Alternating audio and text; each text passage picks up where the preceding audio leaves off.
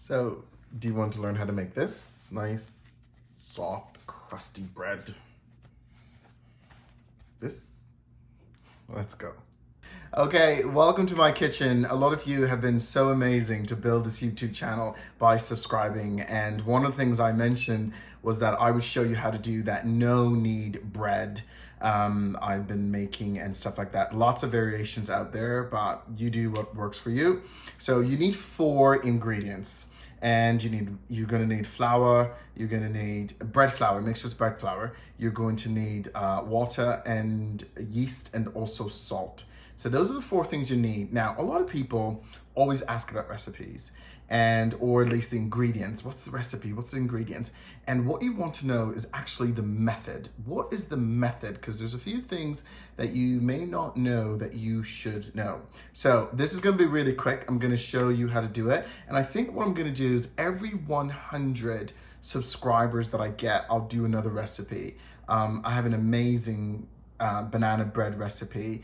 I've got a cinnamon roll recipe, and I'm gonna do it for the bakers who don't bake a lot. Those who know how to bake, they don't need this, right? But for those people who want to start baking, who are afraid of baking, this is going to be ideal for you. So if you want to follow me, put your notifications on, and like I said, every 100, so 100, 200, 300, 400, anytime I hit those subscribers, I will drop another baking or cooking recipe if you like that. Okay, so here goes. Okay, so what you need here is flour. As you can see, I'm using about 30 grams of bread flour, and then you're gonna need yeast, the water that I mentioned. I gave you the description already as well. And then we saw that we had the salt there as well. So you're gonna put about a 1/4 teaspoon of salt, the yeast in this flour, and you want to put it on the other side. I know you're gonna feel like that you want to do more yeast. Don't, a 1/4 teaspoon or even a half. The salt goes on the other side. Do not put them together because salt and yeast are not friends. So you definitely want to do that. Whisk that really nicely. We want it really kind of combined here. And then we're going to add the water as well. And like I said, you may need about 1.5 to 2 cups. What we want is it to be quite sticky. That is definitely what we're going for here. So you're going to mix it. So you see there's lots of water there. So you want to be able to do that. So mix that nice and easy, just like that, just until all the flour is somewhat disappeared there and you can't really see it. And you see what I'm talking about. It is quite sticky, and again, the recipe is not supposed to be for it to be doughy-ish. It's going to be quite sticky like this. This is the kind of consistency you do want to get, and definitely scrape everything off on that bowl. See, nice and sticky, brilliant. That's what we want. That is what it is. So if you need more water, you definitely got to add a little bit more to that to get it where you need to get it.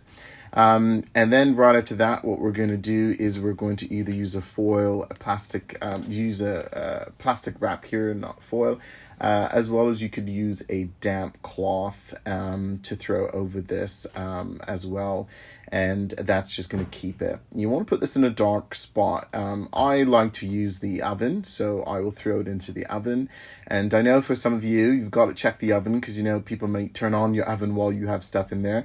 That's going to go for about 12 to 18 hours. So you want to do that overnight.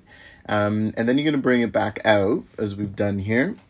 And you're going to get on and you're going to see here when you take a look, it's going to have this nice like gooey-ish kind of texture. It's quite sticky. That's all that gluten and fermentation that's kind of happened there. And that's kind of what we want.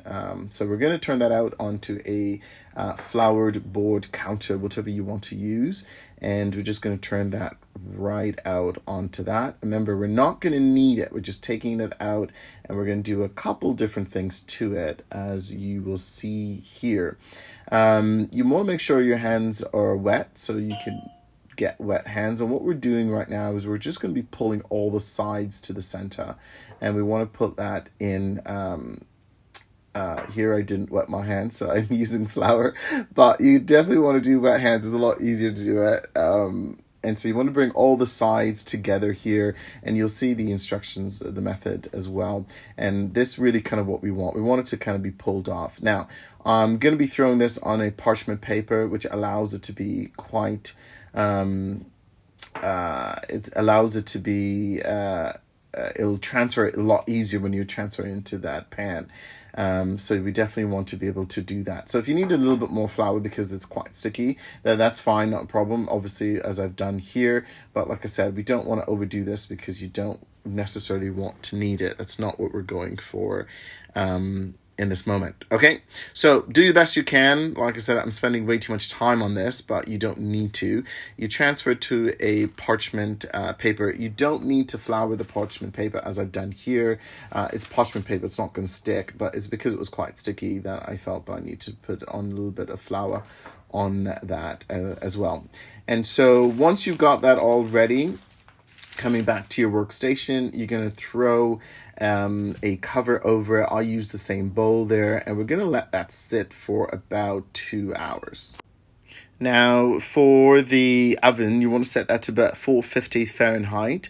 And we want that nice and warm. You're going to put your cast iron pan or any type of pot or pan that you feel that could withhold that type of heat. You want to keep the lid on.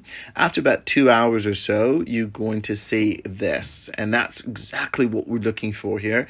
We want to see that dough's kind of sweat a little bit. We're going to cut it. You can do 1 slice, 2 slice, crisscross, whatever you need. And that's going to help the steam to escape. Now you're going to be very careful. You're going to grab your pot out of the oven, and it's going to be quite hot. You're going to remove the lid, and what we're going to do while we put that dough on the parchment paper is so that we can easily transfer it to this pot. And that's exactly what we want. We want to be able to take that dough now, and we're going to just bada boom, bada bing, transfer it to that nice hot pot, just like that. And it's going to be, again, you don't want anything to cover the dough because we want to nice and rise. Don't worry too much about the parchment paper. And then you're going to throw that lid back on the best you can. And then we're going to put that back in the oven. Again, the temperature is still 450, which is what we want. And then you're going to be able to put that in. Now, leave it covered for 30 minutes is what we want with the cover on. We want it just like that. And you start your timer for about 30 minutes. After 30 minutes, you're going to remove the lid. For some of you, you could just remove the lid. I just did this so I could show it to you, but you're just going to remove the lid and pop it back into the oven, and we're going to do that for about another 25 or 30 minutes or so is what you want to do. So you're going to leave it uncovered. You want to check on it if you'd like, but don't feel the temptation to look at every 5-10 minutes because we want that heat to still be in there. Once it's about 25-30 minutes or to the desired type of color you'd like, you definitely want to bring it back out. Take a quick look at it. I didn't do that here, but you could tap it a little bit in the center, and then if you hear that hollow sound, you are good to go. We're going to pop it out. I'm going to put it on a wide rack. You definitely want to remove the parchment paper as well. So that's kind of what we want because we want it nice and cool, and you're probably going to hear how nice and crispy this thing is. Yeah, so like you will see me do that in a second. I'm gonna tap it again, and you hear it. It's quite hollow. That's actually what you want to hear. That nice hollow. That means it's nice. It's raised up, nice, quiet. Now we're getting ready to cut this. Look how amazing this is gonna be. Hear that nice, and you want to use a serrated knife if you got it, because it just cuts quite easily. And look at that inside. That is what we want. Look at that. Squeeze that bad boy down, and you're going to see how it bounces back. That is what we're looking for. That is what the fermenting does. And so get your favorite butter, and you definitely want to have that couple on that. Whatever you put on your bread, that's going to be your business. But I mean, I'm a big fan of that. Butter, so you want to be able to throw that on.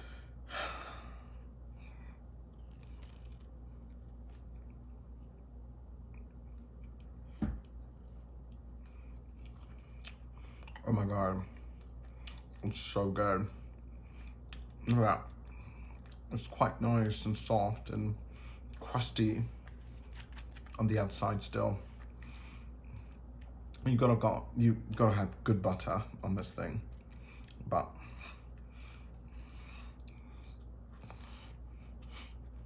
I'm sorry, guys, you have to try it. It's so good. Enjoy. Stay tuned for the next recipe. I don't know what it's gonna be, but make sure you're following and subscribing and turn on your notification. You don't want to miss it. Oh my God, it's so good. I'm gonna put some jam on this thing.